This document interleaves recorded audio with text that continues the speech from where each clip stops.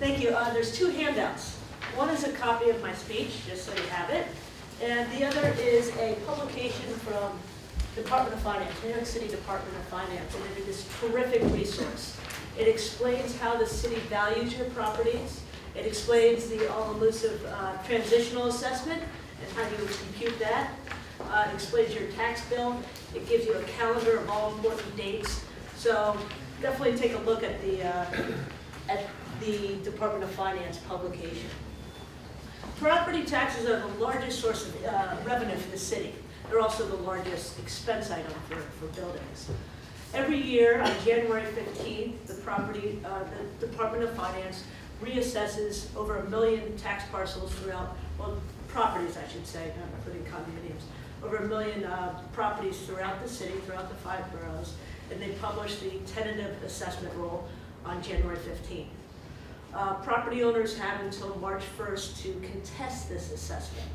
Okay, so they're challenging it, and even though you put in a protest application to challenge your assessment, by law, the city cannot increase the assessment. So there's nothing to lose. So all prudent property owners and managers challenge their assessment in New York City. Simply nothing to lose. The city values properties one of 3 ways. The cost approach, which is basically done for utility properties. The sales approach, which is done for 1, 2, and 3 family houses based upon sales. And what's known as the income approach to value. That's how the city values co-ops and condominiums. In fact, by law, 581 of the real property tax law provides that the city must value co-ops and condos based upon the income approach to value. What that means is they will capitalize your net operating income to arrive at a present value. Now, co-ops and condos, unlike commercial properties or rental properties, they don't have that income stream, it's artificial. So what they do is look to the market, look to what they believe, if it was a rental apartment building, what they think the market rents would be. So that's how they're looking at your co-ops and condos. They're looking at comparable rental properties and imputing what they believe the income stream should be. Taxes. The city taxes assesses you on the gross building area. So they tax you on the outside brick to the outside brick. We get a lot of questions in terms of the city has the wrong square footage. I've gone out and measured and hired engineers and measured properties. The city is generally pretty darn accurate as to the gross building area. It's just that the clients don't understand that it goes from outside brick to outside brick. So they tax you, of course, on every possible square inch of your property. The taxable status date for New York City is January 5th. So it's just an artificial snapshot of what the property was like on January 5th of each year, and that's what they'll, it's according to their actual value as of January 5th. It's a taxable status date. Co-ops and condos are tax class 2 properties, and they are assessed at 45% of market value. There is no limitation on any increases from one year to the next. The only time there's a limitation is if it's a residential property under 10 units. 10 units or less, they're capped at 8% per year. But everything else, 11 units and up for residential properties, there's simply no cap. You can go from 10 million one year to 20 million the next year. And I've seen crazy things, so it does happen. I just want you to be aware of that. Now, I talk about the January 15th tentative roll and how the city values the property based upon 45% of market value, what they estimate market value to be based upon the income approach to value. That is what is known as the actual assessment. Okay, that's the actual assessment published on January 15th. The roll becomes final on May 25th. There are 3 actual assessments. There's the actual assessment, 45% of market value, and there's also what's called a transitional assessment. The law provides that any increase in your actual assessment from year 1 to year 2 is phased in over 5 years at a rate of 20% per year. So let me go back a little. On January 15th, the city believes it's worth $10 million. The next year, assessment comes out on January 15th, it went up to $20 million. Your transitional assessment for that year 2 will be $1.2 million, or $12 million, excuse me. What they do is phase in that increase 20% per year over 5 years. Same thing happens if there's any reduction in your assessment. So you're getting competing phases. Assessments usually go up, so it's usually the transitional assessment, trying to catch up to the actual. If that was clear, I'm not sure if that was. Okay, good. Now you pay taxes. There's also your taxable assessment, which is it's either the actual or the transitional. It's the lower of the two. Again, usually actual assessments keep increasing. So it's usually the transitional assessment is your taxable assessment. But sometimes you'll get a tax cert attorney who comes in and gets a reduction, gets a settlement, and it lowers the actual assessment. Every year you pay taxes based on the lower of the actual or transitional assessment. The protest process. So the assessment comes out on January 15th. Property owners have until March 1st to file the protest application with the tax commission.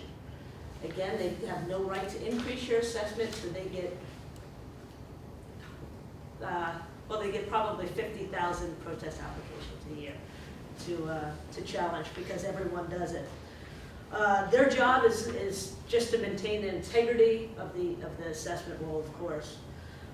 They'll start scheduling hearings for the larger properties before the roll becomes final on May 25th. They'll start scheduling in April for the high value properties, and the hearings will run through October. Now, of course, your tax bill is due July 1st, based upon the assessment that becomes final on May 25th. So that becomes the tentative assessment roll becomes final May 25th, and then the city issues the tax bill in June, begins their fiscal year on July 1st. Now the hearings are happening all spring and summer and fall, so what happens is you always have to pay your taxes, of course. If we do get a reduction in your assessment, we will apply for a refund. They'll generally be for the first half of the tax year that you just paid. The second half, due January 1st, will be a credit on the settlement. There'll be the same amount credit on account. Go ahead, Mark. It always feels to me like there's this big black box with the tax cert attorneys. You say, go ahead and appeal it, Yes. and next thing you know, you get a letter back, we've succeeded. Can you give us a little rundown on what that appeal is like in that hearing room, and Sure. perhaps help us understand? Exactly. That's right. That's Just right. to build on that question, Excuse me. what kind of things can we prepare for the tax attorneys to further those appeals and have on file, and in terms of even going down to the accounting level of showing income and those sorts of things? Yeah, it's so important because they get so many applications, the tax commission, because they can't increase it, so everyone does it. It's so important to have these forms completed correctly. And I'm sure you're doing that. So we're in a crunch period. We get from January 15th to March 1st. So we need our clients to fill out the forms as best as possible. That's the most important thing you could probably do. And it's reporting your income and your expenses. Report all of your expenses. They value it based upon the income approach to value, meaning they capitalize the net operating income. Increase your expenses. They are what they are, of course, just report everything. Now, in terms of what happens at the hearing, there's about 20 hearing officers at the tax commission that hear these cases. You go in, you get 15 minutes to make your argument. There's very little back and forth these days. There was a scandal down there years ago, and so there's not as much interaction. We give a presentation, we give a written submission, they'll ask questions. If they have a question that we can't answer on the spot, they can reserve their decision, and they'll give us 2 weeks to give them supplemental information. So it's 15 minutes is all you have, and then about 3 to 4 weeks you'll get a determination from the tax commission. That's just the beginning. If there is no reduction and the assessment is confirmed, then we actually institute suit against the city. Those petitions, is what they're called, are due October 24th of every year. And what that does is preserve your rights to get a reduction in the future. So anytime we do not get a reduction, we'll actually sue the city, keeps that tax year open. The next year, because the tax commission has a 2-year jurisdiction, we can theoretically get now a 2-year offer. Happens a lot, happens a lot. If another year goes by and we don't get a reduction, what we'll do is actually put it on the court calendar. And we'll start after because the tax commission only has a 2-year jurisdiction, we got that 3rd year now pending, we want that part of the settlement usually, we'll go over to the law department and we'll start negotiating with the law department. And now the judge comes into play and we'll go to court and we'll try to settle it there. If there's merit in that 3rd year, 4th year, 5th year. So I've had cases where there's 14 pending tax years. At that level, it goes over to the law department. But that's basically, and then it's sort of a 3-tier system. It's the tax commission, your first bite at the apple. Then you'll file your appeal in court and you work with the attorneys at the law department. If that doesn't work, you go to trial. Very few tax cert cases go to trial because it is an art. Who knows how to value these properties, really, if you think about it. The city will get their appraisal on the stand, their appraiser, and we'll get ours, and the judge will split the difference, basically, because unless there's some other key issue. Because the judges, they don't want to hear this case. Yes? If the city's accurate in measuring from brick to brick, Yes. and they calculated, let's say rationally on the rental fees in the area or whatever, what's the basis for lowering your taxes, real estate taxes? What kind of argument do you give? They didn't pick the right comps. You mean the rental rate Yes. wasn't? Yes, yes. And how do you prove that? Because we have a whole database of every property in New York City with the income and expenses, and we have tax maps, we have charts, we have all of the information, probably just as much as the Department of Finance has, but we also have a lot less properties to represent, so we can spend the time to really go through and get a good argument. We'll also work with, obviously, the clients to get the ins and outs of the property, something that the city won't have access to. Things that might lower the value of it? Absolutely. Like what? The repairs, expensive, capital improvements, and building the facade is peeling off. That's a good thing. Well, hate to say that. For real estate. Yeah, we got their taxes lower. I have a question about the transition. Yes, Using your example, if first year is a $10 million. yeah, we'll use $1 million and $2 million. How about? Okay, $1 million and $2 million. Now, if it goes up from $1 million to $2 million, Yes, there's a 5-year period in which they can do 20%. yes. But they do an annual assessment. So what happens if in the 2nd year or the 3rd year of that transition, when they're doing that, the value goes down? Okay. And it goes under $1 million? Yes, Okay. or under 2 million. So Do they have to readjust that? Or? Yes, absolutely. They do it every year. Okay, so year 1 it's $1 million, year 2 it's $2 million. Your transitional assessment for year 2 is $1.2 million. Now it goes to 900,000. Your taxes just dropped down. Your taxable assessment just went to 900,000 because it's always the lower of the two. Because the actual usually goes up. Your taxable is usually the transitional value, but if it does drop below the actual, then that's your new taxable assessment. But then what happens with the money you've paid in the interim?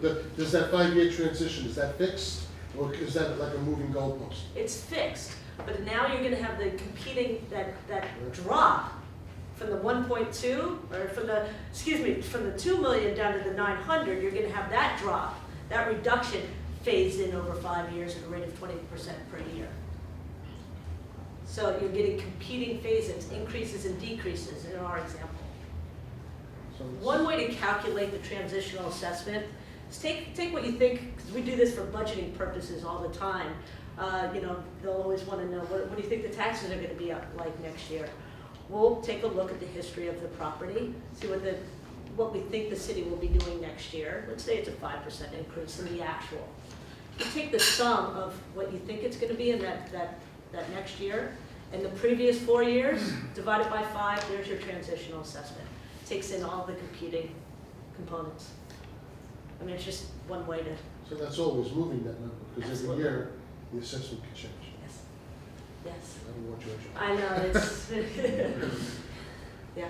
Yeah, I just want to know, how do you know if you should challenge your assessment? Can you advise us on that? Yes, always challenge your assessment. Always challenge it? Yeah, I say that, but there is no downside to challenging your assessment. Remember, the tax commission, by law, they cannot increase your assessment. All they can do is confirm it. Well, you need a tax attorney to do that, right? You don't, you can do it yourself if you wanted to. You wouldn't have access to the comps and the income and expenses and all of that, but you don't need an attorney to do it. You need an attorney to sue the city if you don't get a reduction, but you don't even have to do that if you don't want to. But again, there's no downside. That's why 99% of the property owners in New York City file protest applications.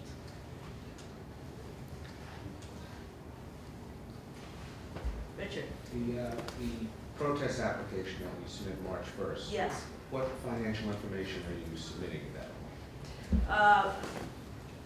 Or information total do you submit? Right, there's 2 parts generally. TC 101, it's a basic sheet. What are your claims? Why are you, on what grounds are you filing this protest? And it'll give a description of the property. The second part is called the income expense, TC 203 for co-ops. And that is all of the income and expense information for the building. It's as simple as that. We work with the accountant and take it right from the financial statement. Now that you're getting the information from the prior year. Yes, we are. We're getting information for the prior year. And sometimes, if it's not audited at that time, which it's not always audited by March 1st or March 21st, we use 2 years. So, and you're allowed to do that. You're allowed to use previous 2 years' income and expense information.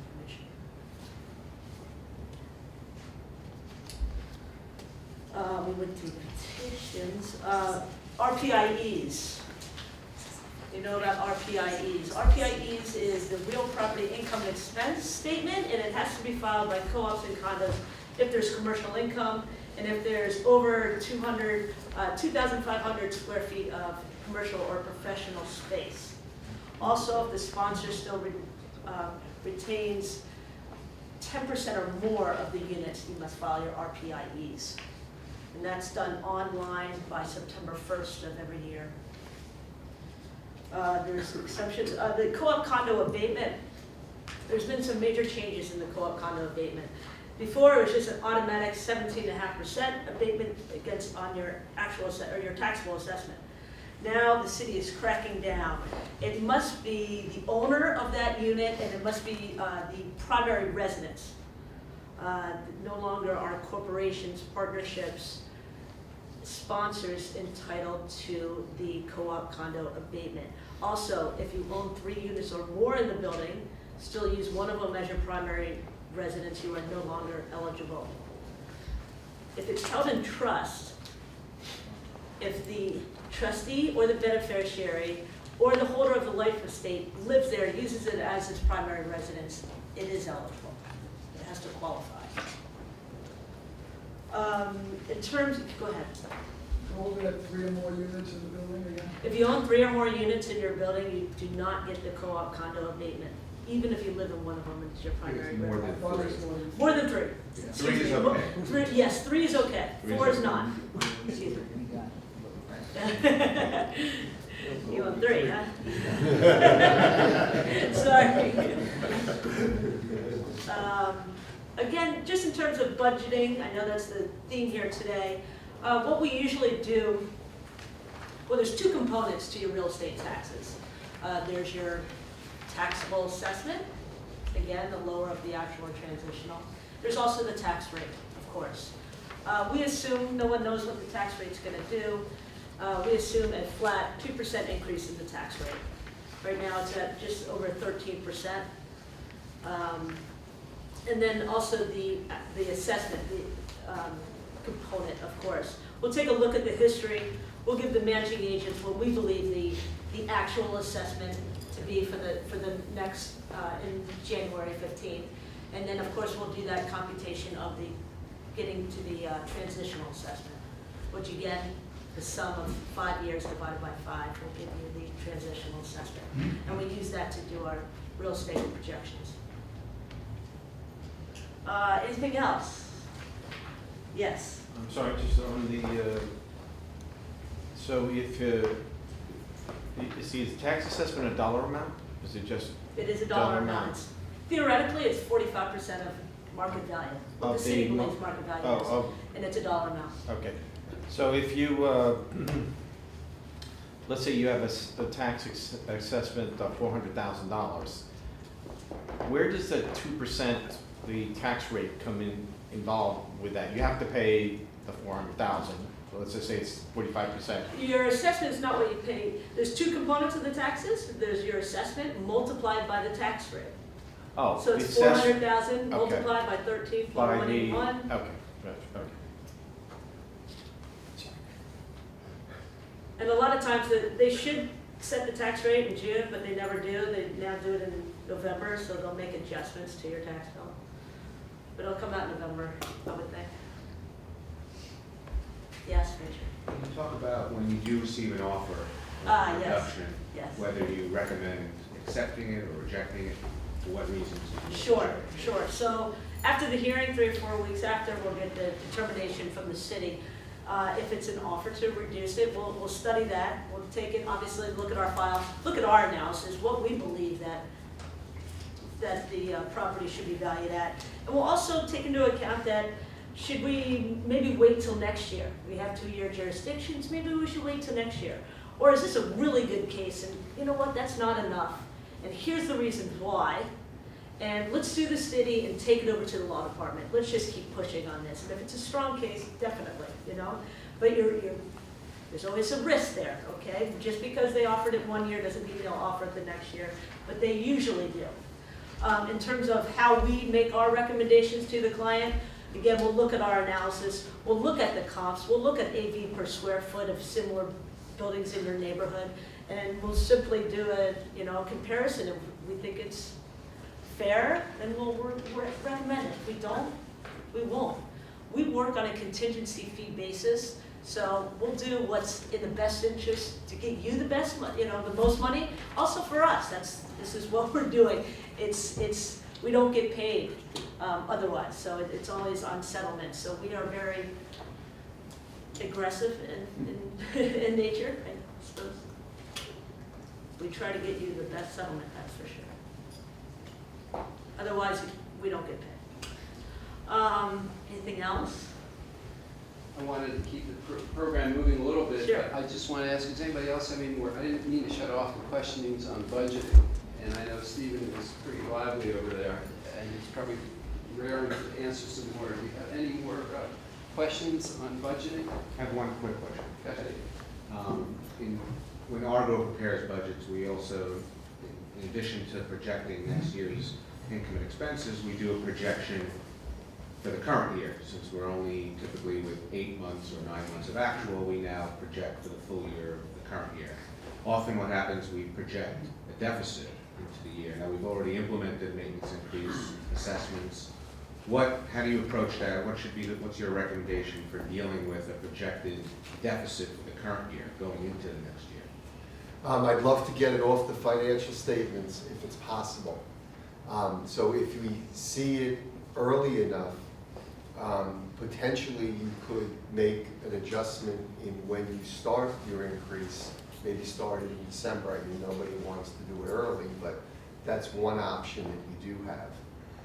Another option would be to do a separate assessment, but I mentioned before that's going to be frowned upon, so I think that's the least possibility.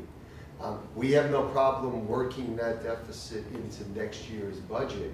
So let's say you were going to have a 3% increase and this deficit is another 0.5 point and you just increased 3.5. So long as when Argo does it, they put in the budget that it's for resolving the deficit from the prior year, we actually can accrue on the financial statement that piece that plugs the deficit. So it's very important to look at it. We actually have a client with Argo where tax planning, because it's a condominium with commercial space, it can't take advantage of the code section, which would avoid taxation. We have to monitor it, and we've actually looked at the projection and done charge credits at the end of the year to get rid of the taxable income. So that gave the unit owners an addition to basis from their monthly common charges, and at the same time got rid of the taxable income. So those are very valuable tools for your team to use to make sure that you maximize your presentation on the financial statement and your tax position. Just want to ask something. If we have a budget project to do to fix in our boiler rooms in both buildings, and we know it's like 100,000 or 110,000, I'm not exactly sure, but I don't think it's going to be done by this year. All right. So do we just put that money in the capital budget for next year, right? Yes, it sounds like it's a capital project. So Yeah, that's not, boiler yeah. room sounds like one that's gonna be It's a capital. new floor, yeah, Right, so right. it's a So it's capital gonna, as project. long as it's gonna extend the life of the building for more than a year. So the key one I use here when I say that it's not capital is wallpaper in the lobby and the hallways. Right? No, this is. Yeah, I know, I'm just saying, Yeah. but that's not gonna extend the life of the building, it's a big expenditure, but, so, just wanted to point that out. But that being the case, to me, that's in the capital budget, unless you're gonna do an assessment, potentially, the way Argo might do the budget is they might have a capital assessment in the income section and then have that as a disbursement. But odds are, that would totally be on the capital budget and outside of. You may need to fund that through a partial assessment or an assessment, so then it depends on timing as far as how you do that. Okay. As you know, assessments are a bad word to shareholders. We have managed at our co-op, it's 5 years now, right? No assessment, and we're proud of that. But as I'm listening to this, I'm wondering in terms of doing a budget analysis going forward, and because of the reserve fund, you were saying putting, do we need to sort of change our approach to, because when we do our budget, our goal is no assessment. I don't want to stand up in front of the shareholders and say, I'm going to give you an assessment. But now I'm wondering, is there something that we need to do to make sure that we keep the reserve fund growing? Is there a way to get around just doing an assessment or doing something else so that we don't necessarily call it, I mean, it's semantics, but in the end it is. But is there a way to get around that, or is there something we should be looking at now as we work on the next budget to offset that in some kind of way? I just want to make sure I heard you right. You said that you didn't want to go in front of the unit owners and say assessment. Were you saying increase in their monthly charges or a Yes. separate assessment? Increase in monthly. That's what I thought she was saying. I just Yeah. wanted to be clear that I Yeah. understood. Okay, so you've basically done what I would say 99.9% of my clients have been unable to do, and that's to avoid increases over a period of years here, because they've been 4 to 7%. Okay, so you're doing really well. Okay. Okay, so that's the first step. Okay, so I sort of say that if everybody else is getting 4 to 7% increases per year, and you're not doing any increases, to me, you just cut everybody's monthly charges 4 to 7%.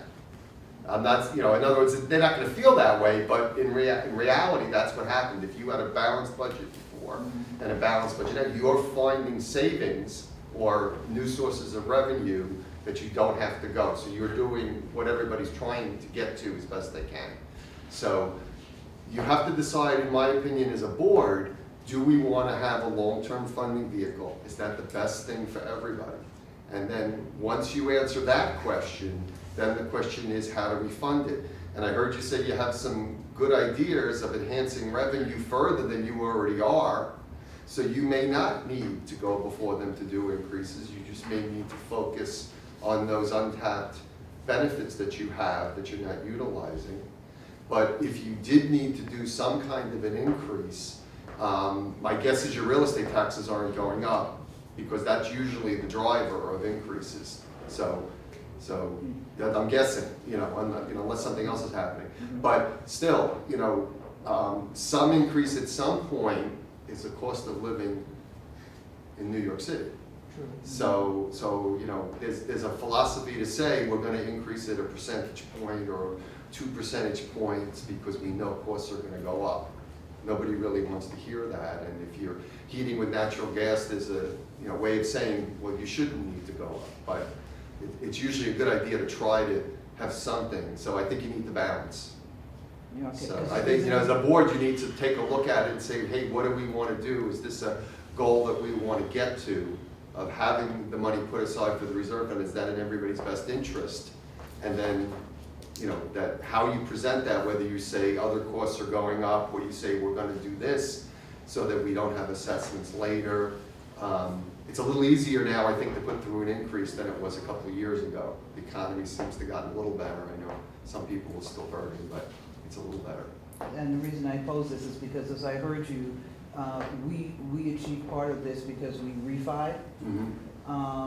And then the other part is we have a dual system, so we don't have to use oil, so we can switch on and off. But that's now, and I'm just suddenly seeing that going forward, as you're projecting, that we need to do something proactively now, so that there's not a big hurt at a future date. Right. So on the refinancing, there could have been two things. One, your rate went down substantially, or you restructured the loan that you used to pay amortization and you're not now. So if it was the latter of the two, really what happened was you're just not taking money from the unit owners now to pay down the debt.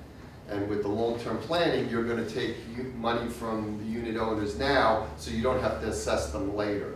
So they're sort of linked, that this is in addition to just what it costs to run the bare minimum operations of the property. And that's what you guys have to decide is what will be. And this interest rate side can turn against you at the next refinancing, because you're at a very low rate, and I think it's not impossible that when that mortgage comes due, we're going to be at interest rates double as to where we are now. And now then you're going to have a huge increase. So decide about sort of increasing as you go. I mean, I hate to say it, let's charge you more than we have to, but if interest rates are going to move up and we're going to have to do this, I would rather not say, hey, everybody, I need a 20% increase to pay for the new mortgage, when I could have increased you 4% a year over the years. So just some food for thought as you go. It's a balancing act, it really is. But, we'll get you a bulletproof vest for the meeting. Right, thank you so much. Get me a book. The whole board, we'll get the whole board. What's your feeling of implementing an assessment, to run coterminous with the mortgage, so you have a fund when it comes due that you can pay down the mortgage? Yeah, so that goes to the amount of debt that we're carrying. And I always take the position, if the bank will give you the money, then you could afford it and you have the value. But now we're going to be at a point potentially where we're going to go the other way, that the rates are going to be higher. I'm not so concerned that real estate values are going to drop and we're not going to be able to refinance at the same level, but I don't think we'll be able to draw out money to do future repairs and replacements. So if the goal of the building is to get that debt down, I have one building, let me back up. Most of my buildings have mortgages of $40,000 to $50,000 a unit in Manhattan. Out of boroughs, it's a little lower. I have one building that had a land lease, they bought the land, they're at $130,000 a unit. So in that case, what Rich is saying, we need to deal with it, and that's one of the things the board's considering. It's a unique case because they really do have too much debt because they had no choice. Sooner or later, they had to buy the land. But in most cases, the goal of paying down the debt in the future ends up getting put to the bottom of the pile, right? The first thing is paying our monthly bills and keeping the living conditions great for everybody. Then the second one is, let's build reserves so that we have the money when we have to do the work, we don't have to assess. And then maybe the third would be to pay down debt. So in that order, I would want to make sure, Rich, that there's a long-term funding vehicle, and I would rather put it in the reserve fund. And there's nothing that says that you can't use that capital money to pay down debt, so long as you say that in the beginning. So I guess that's the answer, is I would say it's for restricted reserves, and one of the things that restricted reserves can be used for is to pay down debt. So you get the Build same it tax up, rate. build it up, and then have the flexibility of going both ways if you need to. And you still build the basis, and you still have it available potentially. Yes, sir. So assuming you get the $6 million mortgage, and assuming that the interest rates are gonna go up in the next 2 or 3 years, how much would it be wise to reduce when you refinance the mortgage, would it be better to reduce the mortgage by $2 million or something like that? Well, how many units in the building, just so? There's 300 units, 300 320 units. Okay, so let's go to $3 million and 300 units to make it easy for me. Okay. Okay, so unless you have a lot of cash lying around, which I doubt is the case, Right. you're gonna have to ask for $10,000 from each person to pay down $3 million. You're gonna need more than the bulletproof vest for that. Okay? So that's sort of the problem here that sort of happens. So that debt sort of just perpetuates. And we've gotten away from amortizing these loans. That was what I sort of said, what I thought may have been behind the ability to not have increases. If we were amortizing over a 15 or a 20-year schedule and we just stopped and we just paid interest only, we'd have a huge windfall of cash that we could use for other expenses. So I think the key here is what the timing is of your mortgage maturity, if it's coming up, or if you've just done it. Because I heard Mark say almost all the Argo buildings have locked in here. So this is a 10-year problem. But the part of the 10-year problem is planning for that increase in monthly charges when you do have to refinance, if your mortgage payment is going to be double. So, is that 2% a year that you call it capital at this point, and you put it in the reserve fund, and then when you get there, you say, now that's going to get rolled into my maintenance, it's no longer capital, but now you have enough to pay it. So it's a long-term planning to get to that, and that's why I'm raising it at this point where we are. We've all benefited on the interest rates going down. Hey, let's plan for when ultimately it potentially could happen. And if it doesn't, you have money in the reserve fund. So that sort of goes to putting the long-term funding vehicle. I hope that's the answer you were looking for. I'm gonna invite you back next year, and we're gonna continue this discussion, but I wanna. I accept. I may even have another breakfast in another quarter, because it's such an interesting topic. I don't wanna miss out on having you hear from our good friend Zung, who is a private wealth manager, and with Athena Capital Advisors. And you will really be fascinated by what he has to say. And I know he's working today too. Well, thank you, Mark. I look at the agenda, you talk about budgets and tax, and I'm going to hear about trusteeship. This is a pretty interesting group, right? A lot of masochists. Every morning I get a note in my email under the title Thoughtful Mind. And this morning, coincidentally, came from Aristotle. He said that choice, not chance, determines your destiny. So today we're going to spend a few minutes talking about the choice that you want to make in choosing a trustee for your trust. Before we begin, if I can just ask a quick question. How many of you here in this room have a trust? How many of you serve as trustee for a trust? Excellent, excellent. Well, just a few words of introductions. As Mark mentioned, I'm with Athena Capital. We're based up in Boston, and I run the New York office. And we have about $5 billion under management. We have 50 families that we work with, and 25% of them are real estate families. Many of them are here in this city. And we think we're pretty unique because we are really our client's external CIO, CFO. We manage both sides of the balance sheet. And I think one thing that differentiates us from competitors is that we spend a lot of time focusing on downside risk, drawdowns, as we call it in the business. If you look at the play card in your folder, you can see that over the last 10 years, our maximum drawdown is about 16%. In 2008, we only down 13.8%. That is very, very important. There's nothing more detrimental to your wealth than huge drawdowns. It sounds kind of corny, but if you've spent a lot of time managing your downside risk, well, guess what, ladies and gentlemen? The rest is really upside, isn't it? So that's a little background for Athena. Let's talk about trusteeship. You know, life used to be very simple. You would work with, you were selected by the trusted settler, right? You would put together a asset allocation plan, generally some stocks and some bonds. And you would take a very passive approach. And upon the settler's demise, you would distribute the assets to the beneficiaries. Pretty straightforward. Well, life is not so simple today. In this decade alone, we have gone through two major drawdowns. First the tech bust and then the Great Recession in 2008. You have emerging markets, you have frontier markets, you have private equities, you have hedge funds, you have arts, you have collectibles. So, you know, it's very, very complex today. And on top of that, families are complex, right? You have extended families through 1, 2, 3, or 4 different marriages. You know, to show a modern family, you can kind of get the drift. And more importantly, these family members live everywhere. In the US, different parts of the country, overseas, and they have pretty divergent interests and needs. So, you know, the role of a trustee is not that simple anymore. It's quite complex. Needless to say, it requires a lot of experience and skills and knowledge.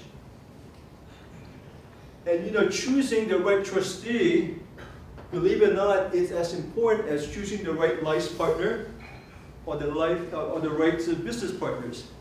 And there's more time spent on the back end of the trust, i.e. the distribution, than the front end. So if there's one takeaway that you come out of this meeting here today is make sure you spend a lot of time choosing the right trustees, could be more than one, for your trust. Because that, in the words of Aristotle, determines your destiny, not leaving it to chance.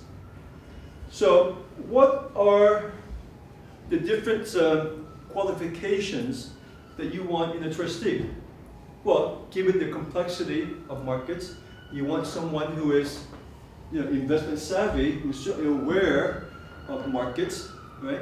Someone who has some experience, some understanding of capital markets, of financial markets.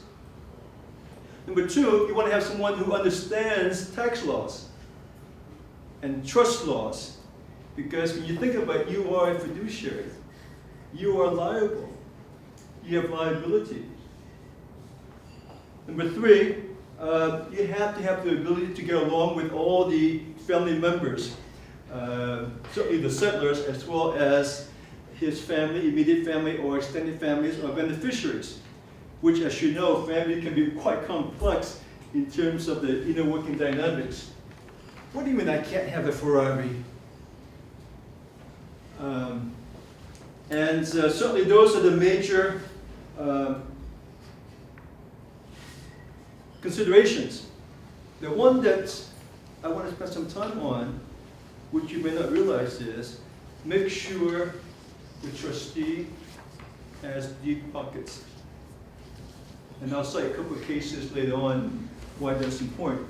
Make sure the trustee has deep pockets. So those are the 4 basic characteristics you want to have in your trustee.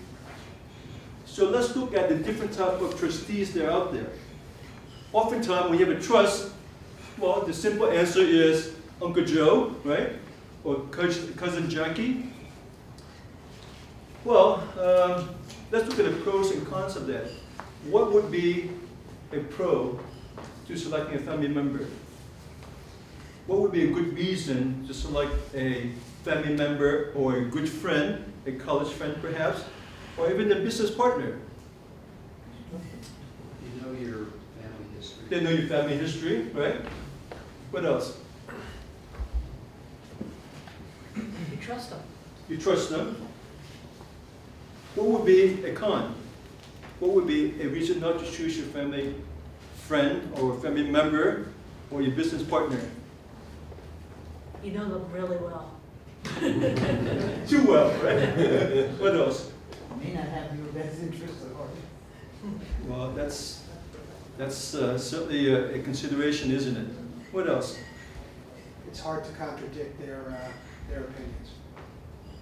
They're conflicted in many ways, right? One of the reasons also is, you know, I don't have to pay Uncle Joe or a good family friend, right? It's free, quote unquote free. Well, the next category is your CPA, your lawyer, right? Or your investment advisor. Naturally, these are professionals that are well suited. They live and breathe in this space all day long, right? They also have what's called malpractice insurance, right? Deep pocket. What would be a reason not to choose your CPA, your trust and estate lawyers, or your financial advisor? Well, what if they charge a high fee? Okay, What if they charge 50%? precisely. And also they have an incentive to keep the assets high, right? Because oftentimes it's based on assets under supervision or management, isn't it? What else?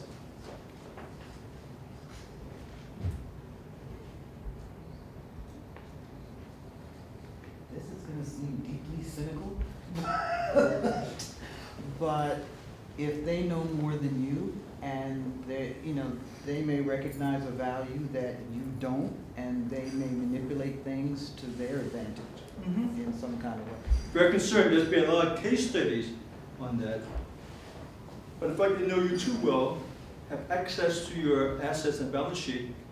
That in itself could be a negative, as we'll see in one of the case studies. What about a trust company or a bank? Certainly very commonly done, right? What would be a negative in choosing a financial institution? Impersonal. What else? Bureaucratic, perhaps, right? Slow to move, overly conservative. Well, what about the advantages of using a trust company or a bank? Unlike an individual or an advisor, Deep pockets. I'm sorry, Deep pockets. they have deep pocket. They also don't Yeah. die off, do they? Well, most of them don't die off. They may merge, right?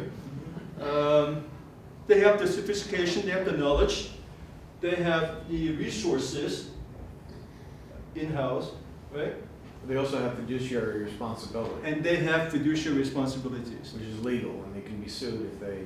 Precisely. It gets back to abuse- deep pocket, Right. right?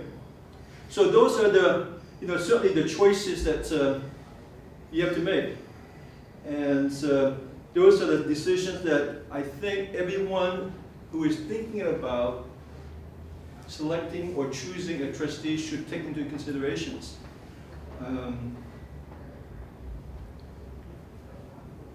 Let's talk about a case that I included in your folder of Huguette Clark.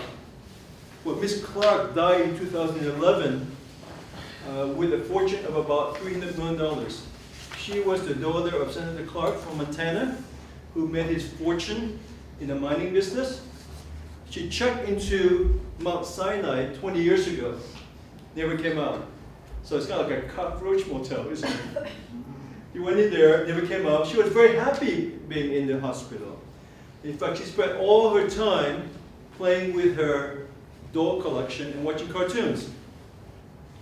So she died in 2011 with an estate of $300 million. Well, she had 2 wills that were drafted back in 2006, within 6 months of each other. The first will basically left most of her fortune to her families. She had no children, so this is their extended families, nieces and nephews and extended family, friends, and so forth, and to her foundation. The second will left $30 million to her nurse, who was her who was by her bedside 12 hours a day for 20 years. A small amount went to her physicians, a small amount went to her lawyer and her accountant. And the rest went to her foundation. Nothing went to the relatives. Although the relatives have not seen her in 20 years. Right? Pretty straightforward. All the plays are there outlined in the, on the sheet there. Well, the family contested the will. And it went up to the Attorney General in New York. And when he looked into the execution of the trust, there were a lot of alarm bells. Over the years, a lot of cash, a lot of valuables seemed to kind of wander away from her, went into the various advisors. Everything from a very, very precious violin that's worth about $4 million. Everything from her art collection, Monet and the like, and her jewelry, and also cash. And so she also transferred over to Beth Israel from Mount Sinai, and over the years has also given a lot of money to the hospital. And the hospital, one can argue, were conflicted in terms of the gifts that they were recipient of. But to make a long story short, the Attorney General came to the ruling that, first of all, the nurse is not in position to receive anything from the estate. And in fact, the nurse willingly returned $5 million that was given to her. Her personal physician also is contesting the clawback, if I may. And also both the lawyers and the accountant are certainly facing disciplinary action from the respective bodies.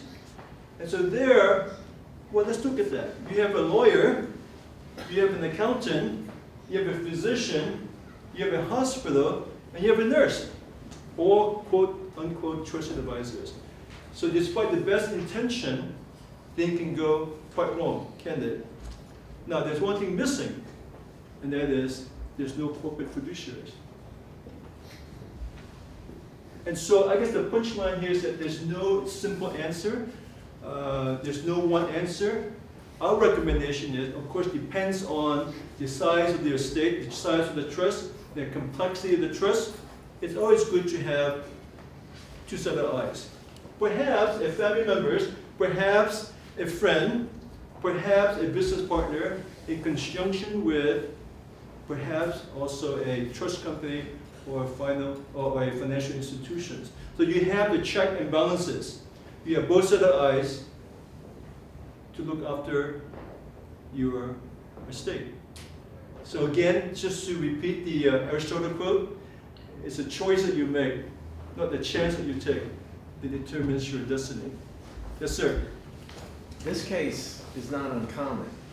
This is happening all over the country. And it's happened when you do set up singular individuals, financial advisors, lawyers, physicians, whatever, and it ends up in some cases becoming illegal because the trust becomes a collusion. And so that's where I would agree you would need to do that because you need two sets of eyes and definitely a larger institution to oversee because of the legalities involved with the state laws and the federal laws and the fiduciary responsibility. Because you can shave corners if you just have individuals, you know, from examining the books and whatever. When you think about it, it's really unfair, right? Although well-meaning, you're really asking a lot of your Uncle Joe or Cousin Jackie or your friend or your business partner. Although well-intended, often the case, they are really put in a very, very difficult situation. Well, again, thank you very much, and whom do you trust is really the question. We had a very time limit on the room. We're getting signs from everybody. We got to finish up. But we want to thank you very much for coming today. We appreciate your attendance. call us if you can, give us some feedback on your feelings about today's, little breakfast, so we can enhance it, improve it. And we appreciate Stephen and Katie, great job. And so,